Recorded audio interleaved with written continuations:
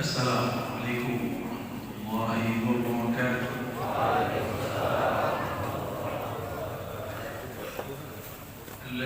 Alhamdulillah aqsama jami'i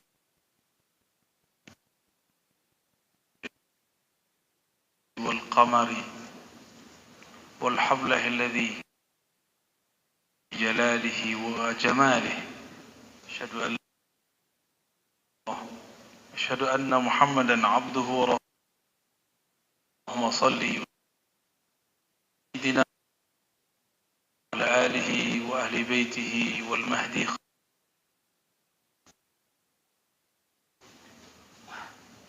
Puji syukur kepada Allah Subhanahu wa taala. Negeri ini dulu ulama terdahulu tanah Jawi pernah ke negeri ini, negeri Jawi.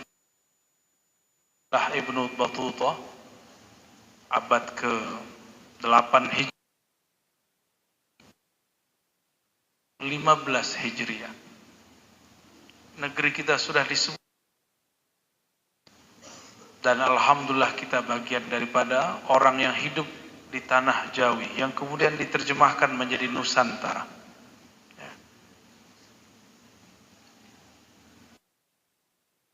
Negeri ini menjadi negeri surganya orang-orang yang bersolawat kepada Nabi Sallallahu Alaihi Wasallam. Bahkan tempat kelahiran Nabi Muhammad Sallallahu Alaihi Wasallam, bahkan kotanya sekarang dilarang orang baca barzanji, dilarang mengumandangkan simtud durar, dilarang berjamaah dalam solawat. Tapi negeri kita alhamdulillah ini nikmat luar biasa. Maka nikmat apalagi yang engkau dustakan? Menghujat, kenapa masih benci? Jika benar engkau bersolawat, maka hidupkanlah sunnah sayang menyayangi. Hidupkanlah sunnah menghabiskan rasa dendam di hati. Maka bukan bagian dari umat Nabi Muhammad sallallahu alaihi wasallam orang yang menyimpan emosi dan kebencian di hati. Yang saya hormati Ketua MUI sekaligus Rektor IAIN, ya, semoga Allah mudahkan urusannya, berkahi umurnya dan halnya, amin ya rabbal alamin. Para alim ulama, pengurus masjid, dan wabil khusus jamaah subuh yang pasti diberkahi Allah Subhanahu wa taala. Semua antum yang hadir, Nabi doakan, Allahumma barik li ummati fi bukuriha. Bagi umatku yang menyegerakan bangun di pagi hari, hari diberkahi dengan berjamaah di masjid. Semoga al-barakah dalam bahasa al-kathir. Keberkahan itu artinya kebaikan yang melimpah. Orang-orang yang memulai aktivitasnya dengan subuh, Allah berkahi hidupnya. Tapi tentu dengan syarat-syarat yang sudah ditentukan. Mau ngaji apa nih? Akidah, tasawuf, hadis? Sukanya tasawuf terus ya. Ayat yang dibaca imam kita tadi itu dalil bertasawuf. Allahu nurus samawati wal ard. Allah lah nur langit dan bumi. Nurullah itu disebutlah Nur Muhammad sallallahu alaihi wasallam. Kenapa Nabi Muhammad disebut Nurullah? Awal Allah meniupkan ruh. Kita boleh sebut ruh itu bernama Ar-Ruh Al-Akbar. Apa namanya? Ruh Agung. Allah menamakannya dengan nama yang mirip dengan ahadiyahnya, Jika Allah menyebut dirinya Qul huwallahu ahad, maka hembusan pertamanya disebut dengan Qul huwa Ahmad. Disebut apa? Ahmad. Apa beda ahad dan Ahmad? Ada mim. Betul. Ada mim.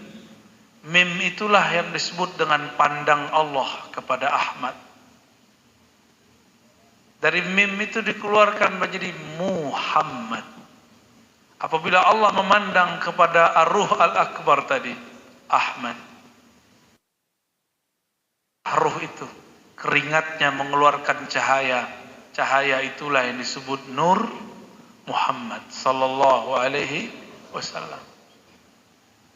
Nur itulah yang memecah menjadi. Maka jumlah 124.000 nabi bukan cocok logi, memang dari sananya. Jadi arwah-arwah suci itu awalnya cuma 124.000, tapi satu itu bisa memancarkan cahaya yang banyak. Karena ada cahaya itulah hati kita bisa hadir di masjid di pagi hari. Karena cahaya itulah maka kita tersentuh untuk bersolawat kepada Nabi sallallahu alaihi wasallam. Betapa dahsyatnya cinta umat akhir zaman. Dia belum pernah bertemu Rasulullah, tapi dia merindukan Rasulullah. Betapa hebatnya ma'rifat mereka tentang Nabi Muhammad. Meskipun tidak bertemu fisik, tapi mereka betul-betul kenal Nabi Muhammad sallallahu alaihi wasallam. Namun Allah tidak mau sang Nabi ini muncul, dibangkitkan lebih awal. Meskipun dia sudah Nabi pada masa azaliyah. Ahmad itu adalah nubuat pertama. Jadi Ahmad itu nubuat pertama. Itulah makna hadis qudsi ketika Nabi ditanya, "Man tabata kunta nabiyan?" Kapan engkau jadi Nabi? Jawaban beliau, Adam baina ruhin wa tin. Adam masih tanah.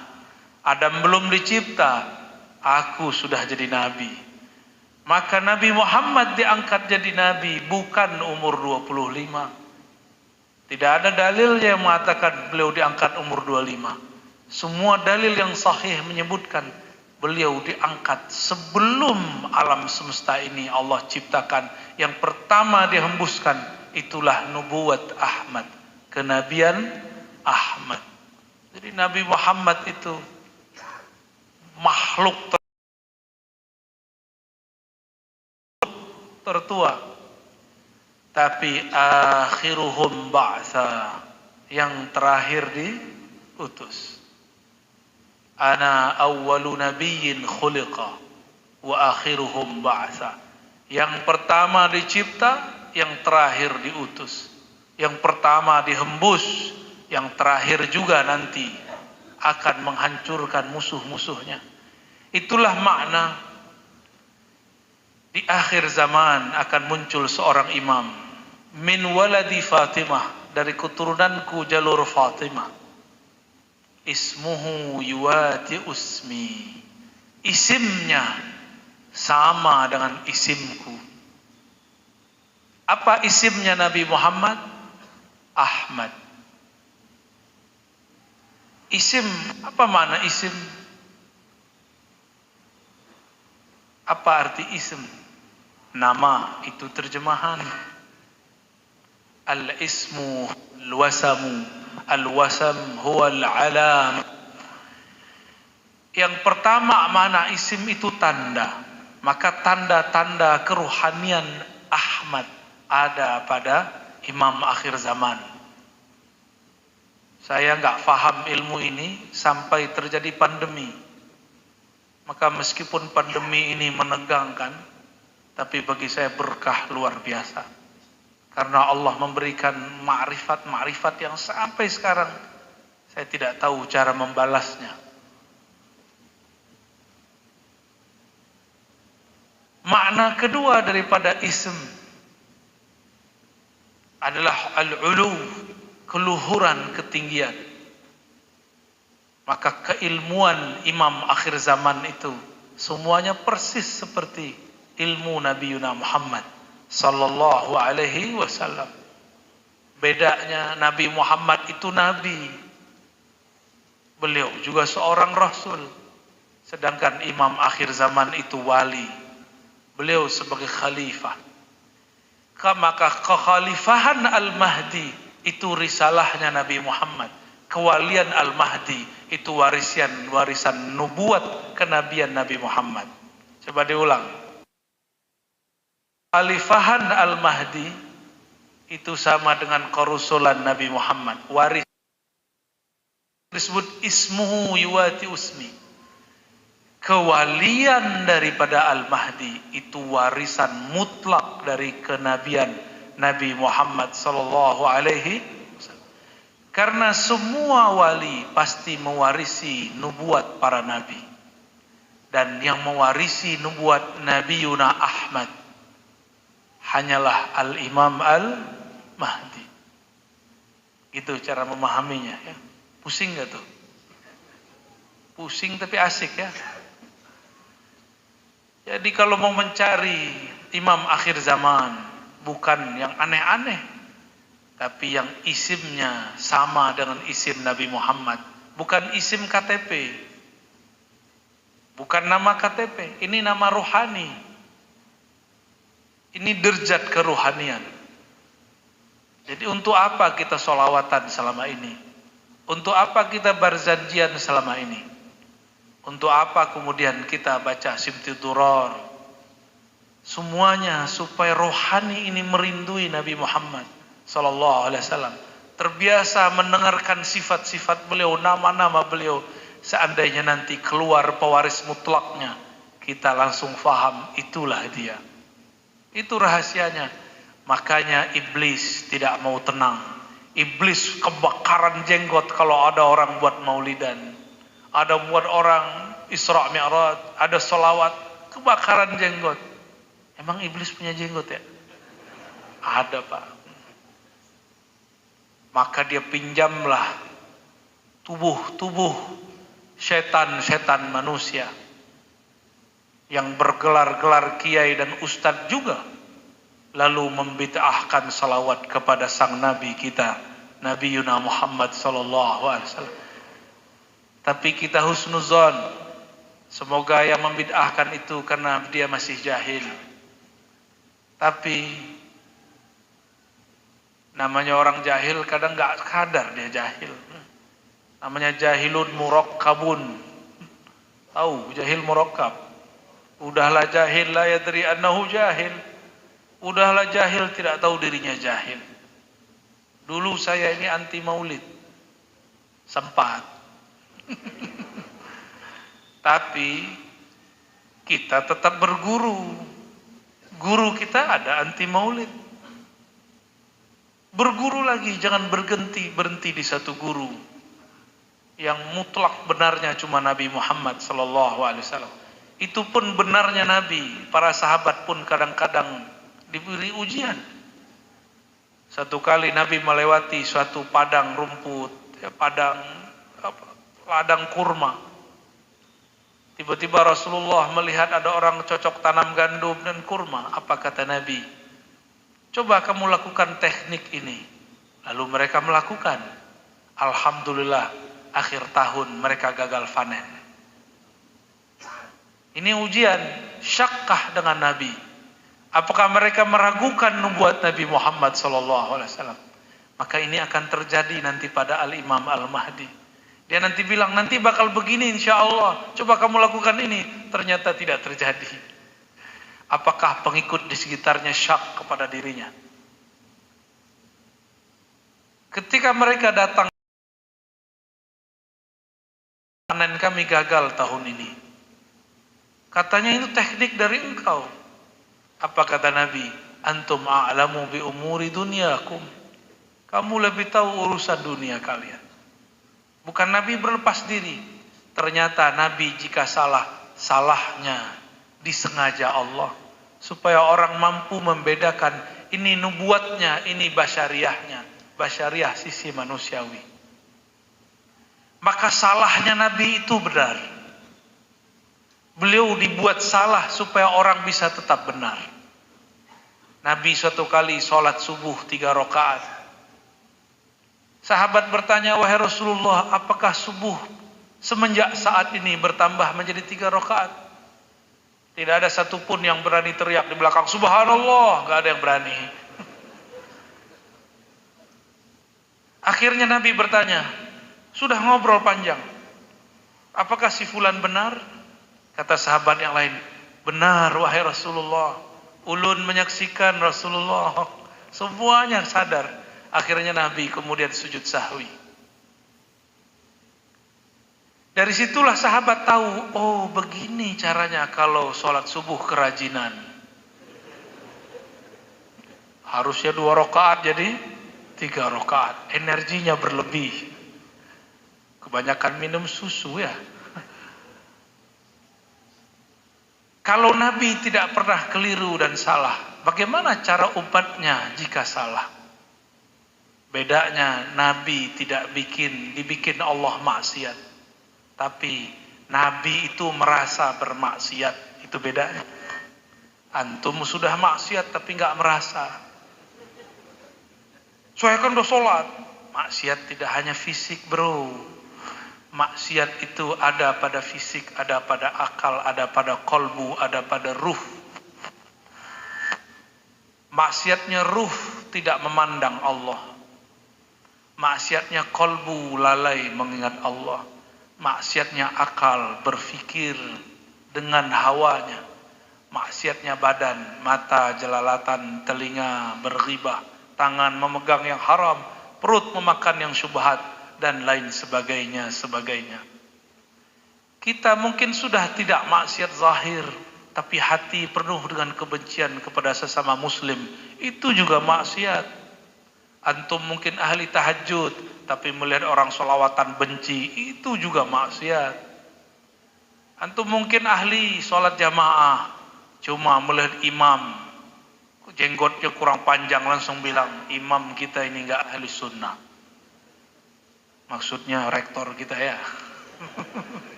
Udah rektor ketua MUI, jenggotnya nggak panjang, bingung orang ya. Di kampung saya dulu, kiai-kiai saya manggil mereka para buya, abuya. Buya, kenapa tidak memanjangkan jenggot?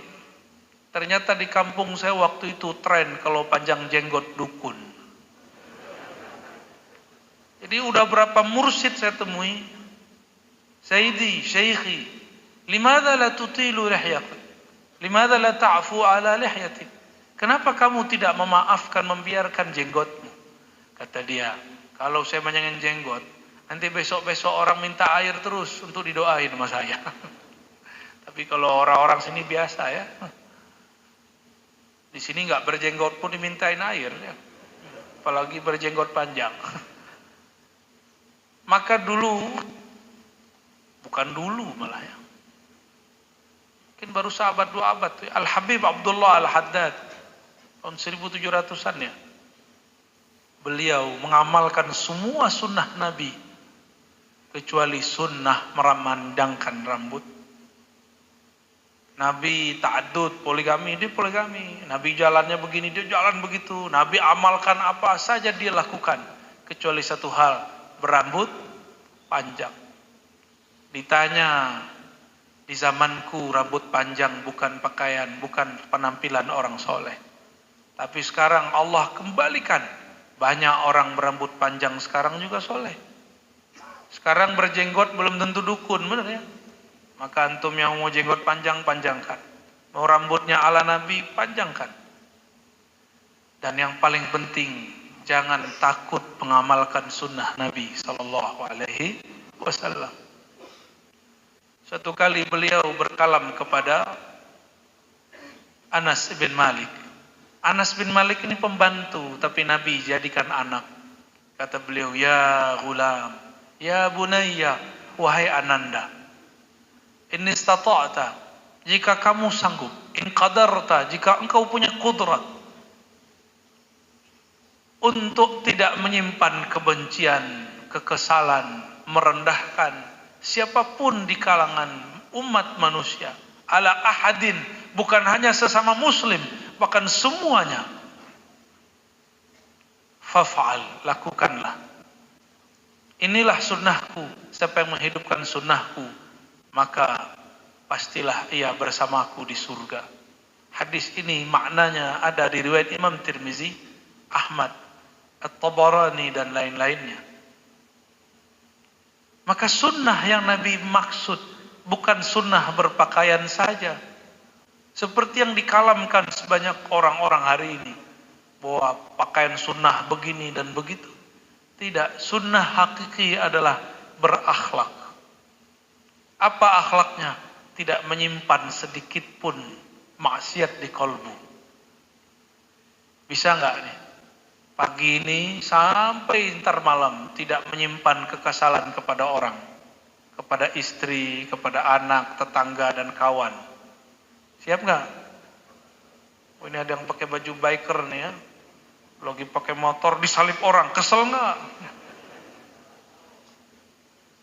Kalau sahih, kolbunya bercahaya, justru disalip orang, dia kemudian senyum. Ngebel boleh, tat boleh, tapi sambil senyum. Gak boleh sambil emosi. Ya. Nanti kalau dia buka kaca kita bilang assalamualaikum. Gak jadi marah ya. Kembali kepada surat An-Nur ayat 35. Allahu nurus samawati wal ard. Allah lah cahaya langit dan bumi. Cahayanya bumi, matahari. Malam hari, bulan. Benar? Benar nggak? Jangan-jangan salah lagi. Tapi matahari masih terbenam. Maka cahayanya bumi tidaklah abadi. Kalau ada pohon tidak kena matahari, hidup nggak? Mataharinya kolbu adalah nur Nabi Muhammad sallallahu alaihi wasallam. Maka kolbu siapa saja yang tidak terkena cahaya Rasulullah pasti mati. Kata-kata saya, tidak ada tuh nur-nur Muhammad tuh nggak ada. Yang ada wiru buyutakum bisolati waqti walawatil Quran. Cahayai rumahmu dengan solat dan baca Quran. Dia ini nggak paham juga, pemahamannya masih harfiah. Yang mengajarkan kamu solat siapa? Gerakan solat itu dari siapa? Dari siapa Pak? Dari Pak Rektor kita? Enggak. Sallu kama ra'aitumuni usolli. Salatlah kamu seperti engkau melihat aku salat. Berarti gerakan salat dari siapa? Maka setiap gerakan itu ada nurnya. Yang bergerak awalnya ini siapa? Muhammad sallallahu alaihi wasallam. Maka nawwiru buyutakum bis salati wa tilawatil Quran. Itu maknanya Quran turun ke siapa? Nabi Muhammad sallallahu alaihi wasallam. Akhlaknya Nabi kita apa? Al-Quran. Isi kolbunya Quran. Darah dagingnya adalah nurul Quran. Maka Quran itu cahayanya apa pada Nabi Muhammad sallallahu alaihi wasallam.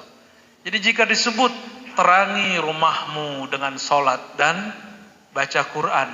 Solat dan baca Quran itu adalah tetesan nur Nabi Muhammad sallallahu alaihi wasallam. Masih kurang Pak dalil Nur Muhammad? Masih kurang? Masih kurang? Kalau udahan kita assalamualaikum.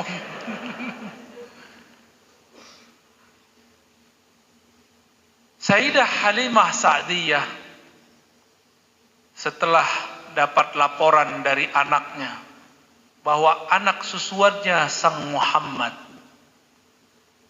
hendak dibunuh oleh dua sosok putih bersayap. Jadi ternyata anaknya Halimah Sa'diyah, karena anak-anak kecil itu kasyaf. Ini karena sudah tua-tua jadi nggak kasyaf lagi, yang ada kasyful izar. Apa arti kasyful izar, Cung? Ente nggak pakai izar ya?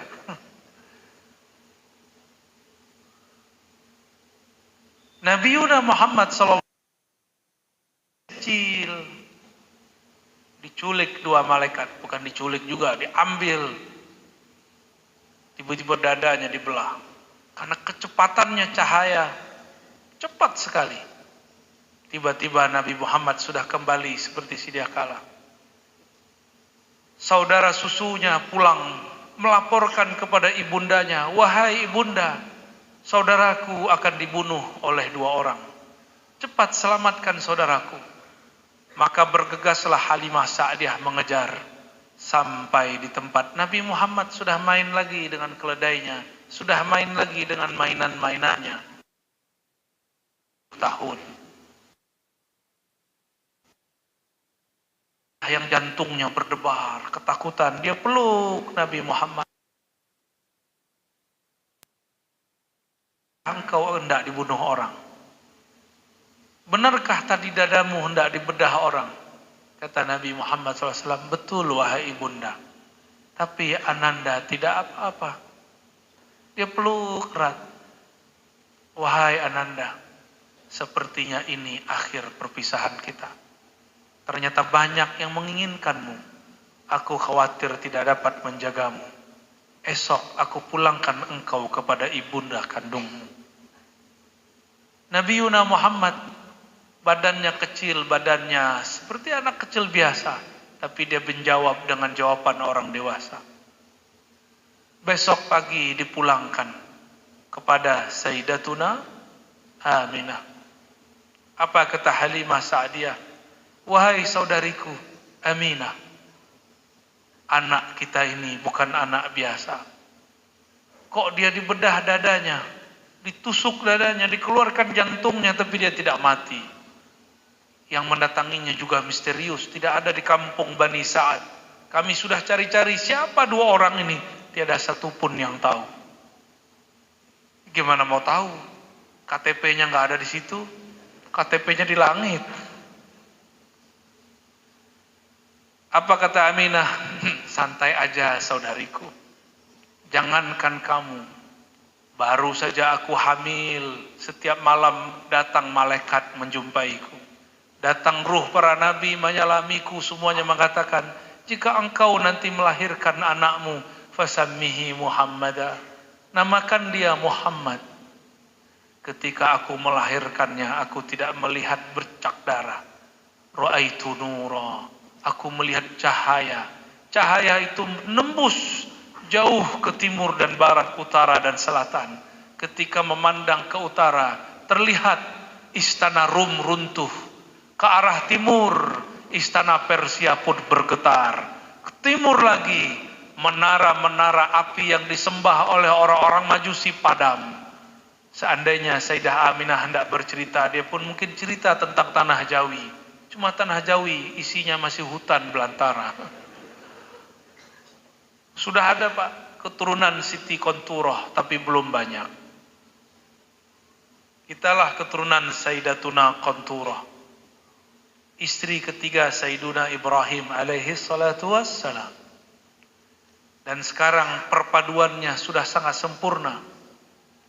Keturunan Siti Hajar menjadi habaib. Keturunan Siti Konturoh menjadi Bani Jawi. Hidungnya pesek ke belakang. Kalau keturunan Siti Hajar mancung ke depan, Siti Konturoh mancung ke belakang. Sama-sama mancung. Alhamdulillahirabbil alamin. Allah pilih negeri kita menjadi tempat keturunan Sayyidatuna Konturoh. Ini diakui oleh ahli sejarah barat.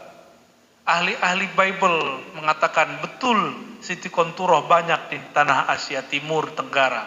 Kitalah tempatnya. Dan yang paling banyak menyebut suami Konturoh yaitu Ibrahim, itu orang Indonesia. Bahkan anak-anaknya dinamakan Ibrahim. Benar. Tadi antum baca nama Ibrahim nggak lagi sholat? Kama sallaita ala Sayyidina Ibrahim. Harum sekali negeri ini. Nama Ibrahim disebut-sebut. Kata Sayyidatuna Aminah, ra'aitu nura. Saat aku melahirkan, aku tidak melihat darah, yang aku lihat cahaya. Aminah kasyaf, Aminah melihat sampai ke timur, utara, semua dia lihat. Sudah begitu masih ada orang jahil bilang Aminah musyrik. Yang ngomong nggak ada kasyaf, ya, yang ada paling kasyaf izar, bisa menyingkapkan sarung sama rok, tapi menyingkap alam batiniah dia tidak bisa. Ada nggak nih? Hah? Waktu nur terlihat, antum bisa melihat Eropa, ada nggak? Ada nggak? Nggak ada, makanya nggak ada yang jadi Aminah ataupun Abdullah di sini.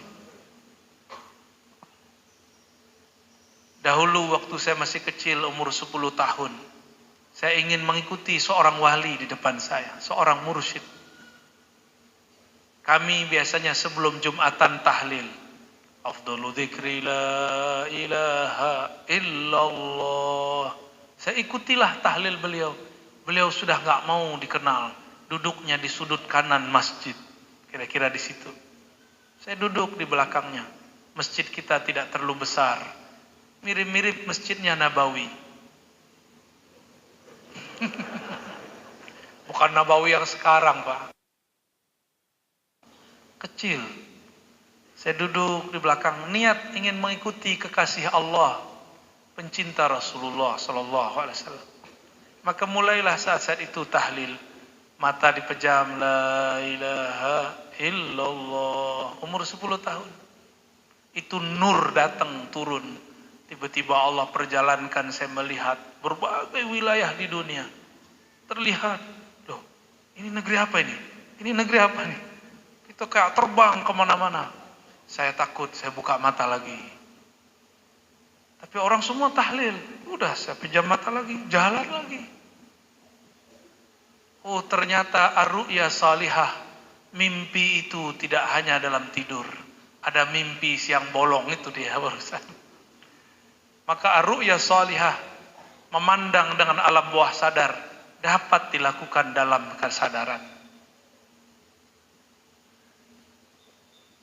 Dan sekarang saya menyaksikan itu, Pak.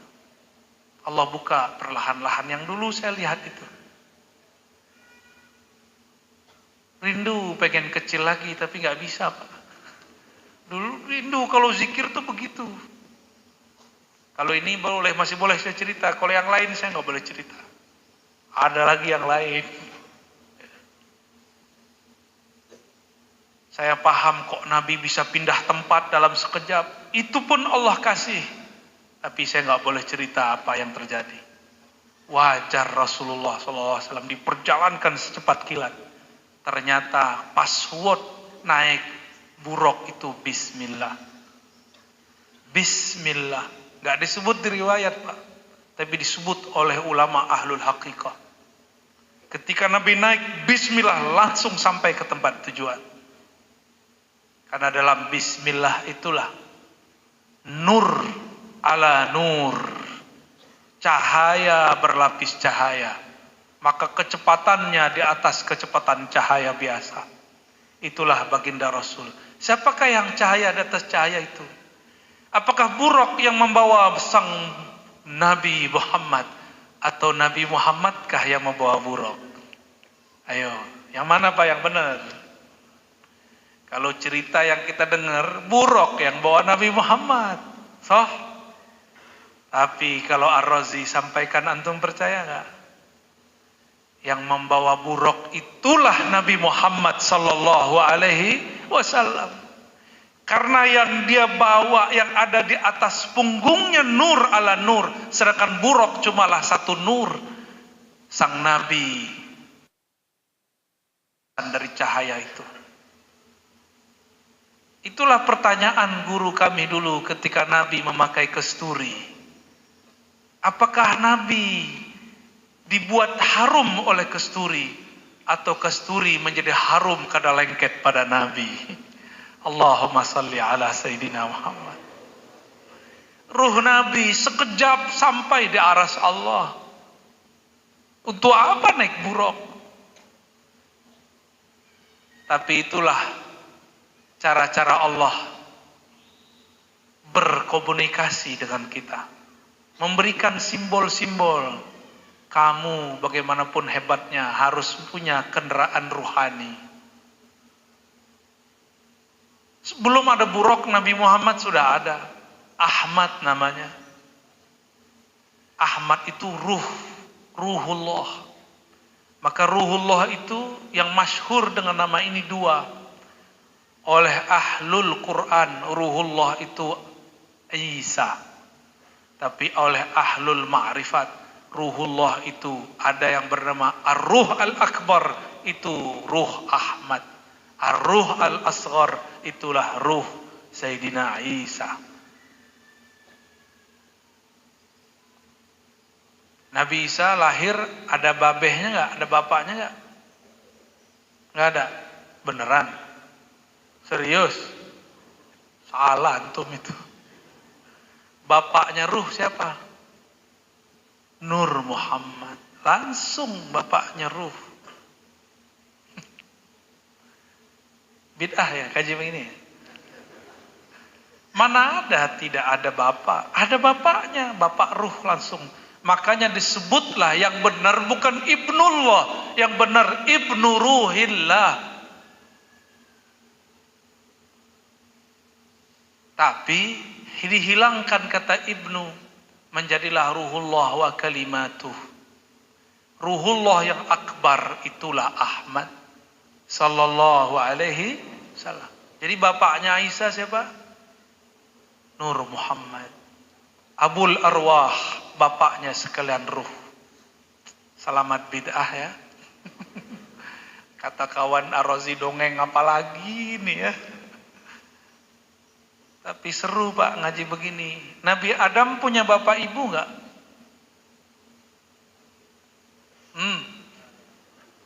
Tuh bingung kan? Secara jasadiah Allah berkalam, khalaqtuka walam taku syai'a. Itu di Quran. Aku ciptakan engkau, engkau tadinya tiada. Itu yang Nabi maksud. Aku sudah ada, Adam masih tanah. Nyambung kan? Tapi kok ada Adam tanpa ayah dan ibu? Bagaimana ceritanya? Secara akal nggak mungkin. Maka mesti ada ayahnya, ada ibunya. Tadi Nabi Isa udah ketahuan bapaknya, bapak ruhnya. Induk ruhnya siapa? Semua ruh bersumber dari Ahmad. Jika ada anak bersumber dari ibu, ummu. Semua ruh bersumber dari Ar-Ruh Al-Akbar. Maka Ar-Ruh Al-Akbar Ahmad disebut Ummul Arwah. Sebutan aja Pak. Ahmad itu hamil dia bukan. Ini hanya sebutan istilah. Jangan bayang-bayangkan seperti fisik manusia. Maka kalau dibaca Ahmad Ummul Arwah, Muhammad Abul Arwah, kita pendek. Ahmad Abur Ruh, Muhammad Ahmad Ummur Ruh, Muhammad Abur Ruh. Begitu. Maka jika disebut setelah aku menyempurnakan fisik manusia, inni khaliqun basharan min tin, aku ciptakan manusia sungguh-sungguh benar dari tanah. Fa idza sawaituhu, apabila aku telah sempurnakan fisiknya, apa kata Allah? Nafakhtu fihi min ruhi, aku hembuskan, aku citrakan ruhku. Ruhku Ahmad, bukan Ahad. Paham? Kebanyakan kelompok yang ingin jadi ahlullah terjebak di sini. Datang ma'rifat setan, kata setan, ente Ahad, di dalam dirimu Ahad, maka dia merasa dirinya jadi Tuhan. Anallah, aku jadi Allah. Siapa yang mewisuda dia ya? Orang jadi dokter aja di wisuda ya, Pak Rektor. Ini kan beliau ahli wisuda ini, wisuda-wisudain orang.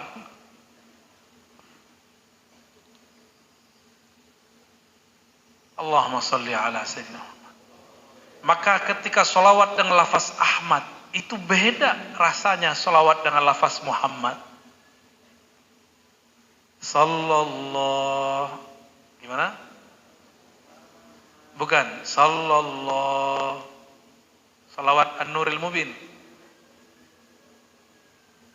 Sallallahu ala nuril mubin. Ulangi. Sallallahu Rabbuna ala nuril mubin. Ahmad al-Mustafa Sayyidil Mursalin wa ala alihi wa sahbihi wa. Itu adalah lafaz Ahmad. Ya. Ahmad. Ada yang bacanya Muhammad.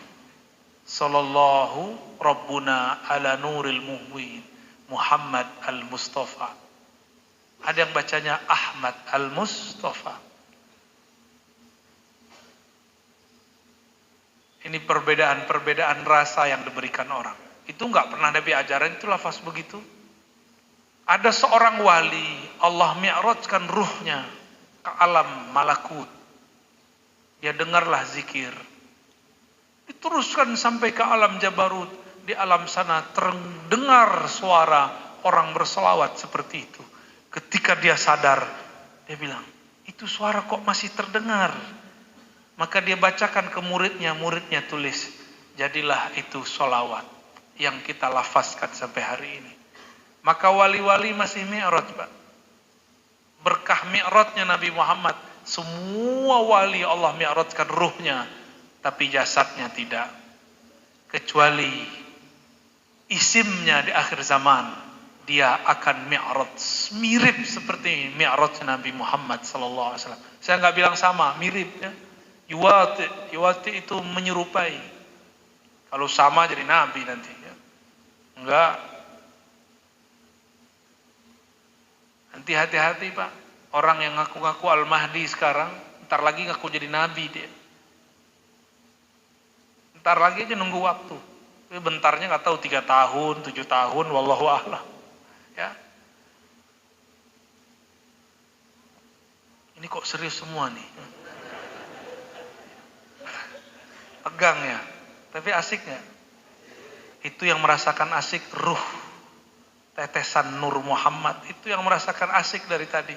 Harusnya ngantuk-ngantuk, nggak jadi ngantuk. Kok diajak ngomong serius begini? Yang ngomong bocah tengik lagi ya. Maaf ya Pak Rektor ya, anak kecil kurang ajar. Allahumma sholli ala Sayyidina Muhammad.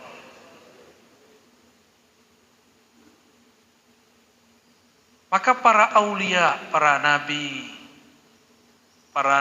para rasul, ruhnya semuanya pasti mengenal Bapak ruhaninya. Karena kita ini ada nur itu di dalam kolbu. Jika membicarakan Nabi, bersalawat kepada Nabi, pasti mata ini berlinang. Mata kita berkaca-kaca kalau ada orang salawat kepada Nabi. Benar nggak? Kalau ada orang berkisah tentang Nabi, kita rindu. Sebenarnya rindu apakah ini? Jika Bapak ini, saudara ini, ikhwan akhwat yang hadir, takbiran malam takbir, malam Syawal, ingat kampung nggak? Jadi kita menangis bukan karena takbirnya, tapi karena kita ingat kampung. Apakah itu salah? Enggak, itu sudah benar. Karena ma'rifat kita baru sampai pada ma'rifat mautinul wiladah, kampung kelahiran. Maka disebut nama Allah yang teringat dulu awal lahir. Tapi sebelum lahir kita nggak ingat. Maka Allah bangkitkanlah para wali-walinya. Wali-wali Allah inilah yang kemudian mengingatkan kita masa sebelum kita lahir secara fisik. Para wali-wali inilah jika dia berkisah, kisahnya membuat hati kita rindu. Kita juga tidak tahu rindu apa ini. Nabi memberikan rahasia-rahasianya di hadis.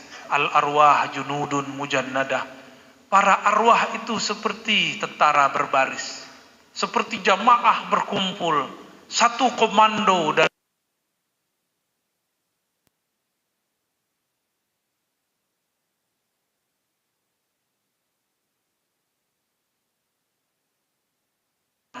Sungguh indah cahayamu, wahai Muhammad. Sungguh sempurna ruhmu, wahai Ahmad. Itu yang dia pandang. Maka ketika memandang kepada nur, mereka lupa bahkan memandang ke dalam dirinya. Inilah yang disebut fana fin nur. Fana dalam nur. Inilah yang diberikan kepada orang yang menghidupkan majelis-majelis maulid Nabi sallallahu alaihi wasallam. Sering saya sampaikan, Allah hanya memandang qalbu Nabi Muhammad sallallahu alaihi wasallam. Itulah alif lam mim. Allah jalla jalaluh yang maha sempurna. Jalli kepada Muhammad, itulah mana alif lam mim. Al-Ahad tajalla ala Muhammad.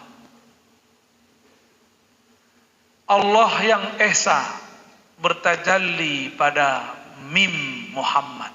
Maka mim ini disebut dengan qalbu ahad. Ini istilah-istilah ahlul ma'rifat. Qalbu artinya tempat, poros memandang. Apabila Allah memandang ke dalam dirinya disebut uluhiyah. Apabila Allah memandang kepada ciptaan makhluknya disebut rububiyah. Ciptaannya dengan kun, sedangkan ruhnya dengan nafakh, hembusan. Itu sebabnya ruh Nabi tidak dicipta, hanya dihembus. Bahasa kampusnya dicitrakan, dimanifestasikan. Nah, nanti artinya tanya ke Pak Rektor ya. Biar orang nggak salah faham. Tetap saja yang dicitrakan beda dengan yang mencitrakan. Yang menghembuskan beda dengan yang dihembuskan. Tetap saja Ahmad beda dengan Ahad. Tapi Ahmad tiadalah lain kecuali hembusan dari sang Ahad. Pusinglah kalian. Tapi kalau faham bab ini, inilah ma'rifat yang tidak pernah mati. Kalau zikir dapat berhenti. Antum tidur baca Quran enggak? Kalau lagi makan bisa zikir enggak? Subhanallah, bisa enggak? Coba kita praktek. Ane lagi minum bisa baca takbir enggak? Allahu, enggak bisa. Lagi minum enggak bisa baca takbir. Tapi ma'rifat tidak akan pernah mati. Meskipun lagi minum, lagi berdiri, lagi tidur. Itulah yang disebut zikir ulul albab. Alladzina yazkurunallaha qiyaman wa qu'udan wa ala junubihim. Mereka yang berzikir bukan dengan lafaz. Zikirnya sudah dengan nyawa, dengan kolbu, dengan ruhnya. Itulah zikir Ahmad. Itulah zikir Muhammad.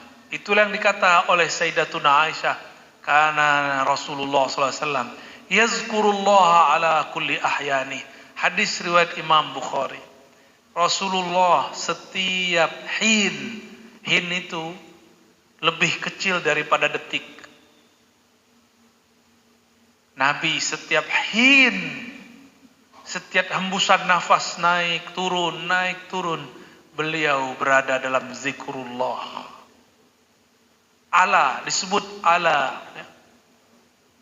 ala kulli hin. Pada setiap saat. Kok bisa? Karena Allah lah sang waktu. Jika dia menghembuskan dari ruh bernama Ahmad.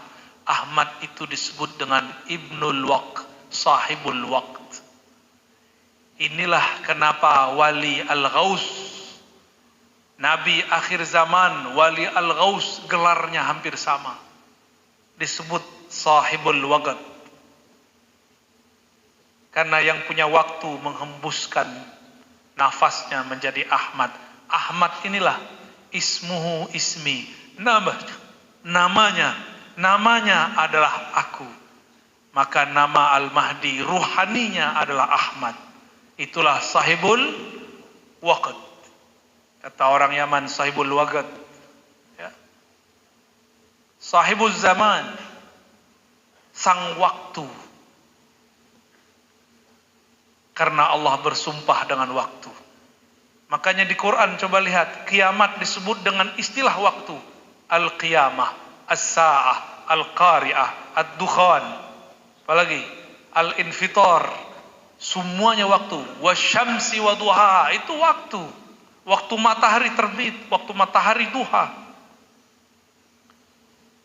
Jadi ketika Allah bersumpah demi waktu, wal asri, waktu asar, wasyamsi, demi matahari dan waktu matahari memancarkan cahaya, Allah sedang bersumpah dengan Ahmad, sahibul waqt. Maka gak usah khawatir di akhir zaman. Yang penting perdalam ma'rifat Nabi Yuna Muhammad sallallahu alaihi wasallam. Insyaallah Allah jaga dari fitnatud dajjal. Maka hidupkan majelis-majelis maulid. Tidak hanya bermaulid, tapi kisahkan tentang ma'rifat Nabi Muhammad sallallahu alaihi wasallam. Tidak usah khawatir, saya bukan Habib, saya bukan Sayyid. Tidak usah khawatir.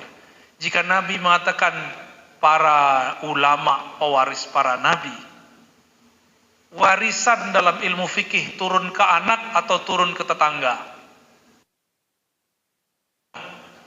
Ke anak. Jika disebut ulama pewaris para nabi, maka ulama itu abnaul,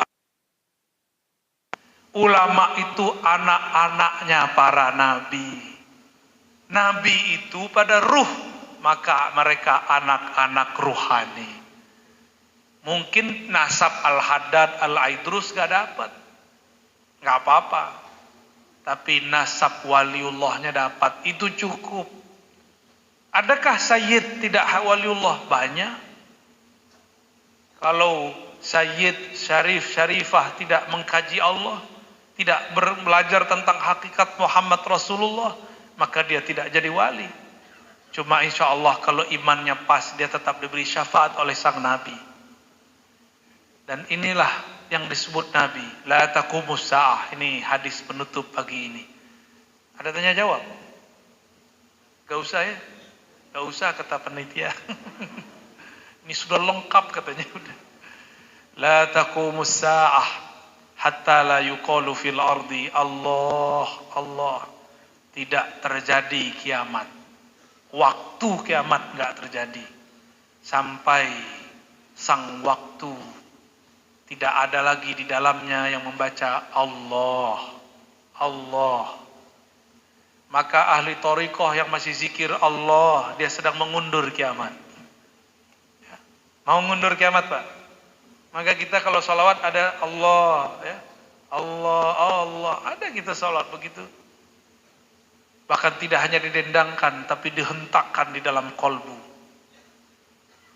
Ala bidzikrillah tatmainnul qulub. Semoga kota yang kita tempati ini, pulau yang kita tinggali ini, negeri yang menjadi tempat kita tinggal ini, dimadinahkan oleh Allah dengan salawat kepada Rasulullah. Maka menjadilah bagian daripada orang yang memadinahkan itu. Bagaimana caranya? Hidupkan majelis maulid, majelis kajian tentang Nabi Muhammad sallallahu alaihi wasallam. Tidak usah debat lagi masalah bid'ah. Biarkan mereka menggonggong. Jadi menggonggongnya jangan bab yang itu Pak. Itu cara orang ngadu-ngadu kita. Udah, yang menggonggong itu yang membid'ahkan maulid. Ya. Paham? Ya, jangan gagal fokus, kita lagi diadu-adu. Fokus bersolawat kepada Rasulullah sallallahu alaihi wasallam. Demikian oleh-oleh pada pagi ini ya. Semoga kepalanya pusing semua. Semoga ruhnya bahagia. Terasa merindukan sang Ahmad, sang Muhammad. Mari kita baca Haikal Ma'arif, ikuti saya. Asyhadu an la ilaha illallah. Ya Allah, terima syahadat kami. Terima kami jadi hamba Engkau. Wa asyhadu anna Muhammadar Rasulullah. Wahai Rasulullah, Terima kami menjadi umat-Mu. Tolong jaga kami di akhir zaman ini supaya tidak terjebak kepada fitnah-fitnah akhir zaman. Ikuti Ahad Dzatullah,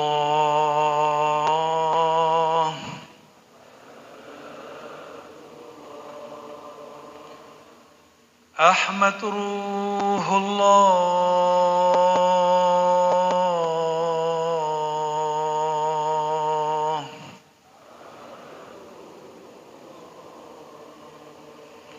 Muhammad Habibullah,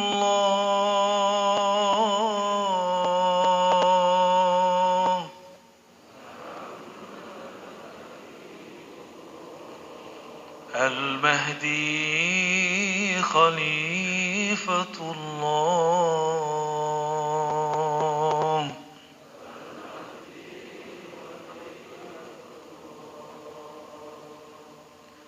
waj'alna nahnu ya Allah. Baca ya Allah. Ya Allah 3 kali. Ya Allah. Pegang dadanya, baca ya Allah. Ya Allah. Jadikan kami ya Allah min ahlillah. Al-Fatihah.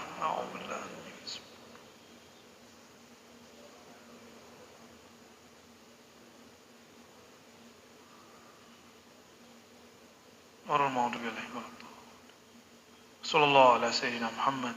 Rabbana atina fid dunya hasanah wa fil akhirati hasanah wa qina adzabannar. Walhamdulillahi rabbil alamin. Silakan diamalkan, namanya Haikal Ma'arif, dimulai dengan syahadat. Lalu Ahadzatullah, Ahmad Ruhullah, Muhammad Habibullah, Al-Mahdi Khalifatullah. Lalu doa, ya Allah jadikan aku ahlullah. Al-Fatihah. Amalkan itu, semoga Allah berikan kita syafaat. Mohon maaf lahir batin, saya mohon pamit. Siang ini insya Allah kembali ke Jakarta. Mungkin tidak sempat salam-salaman, cukup salam kita dalam Al-Fatihah tadi. Assalamualaikum warahmatullahi wabarakatuh.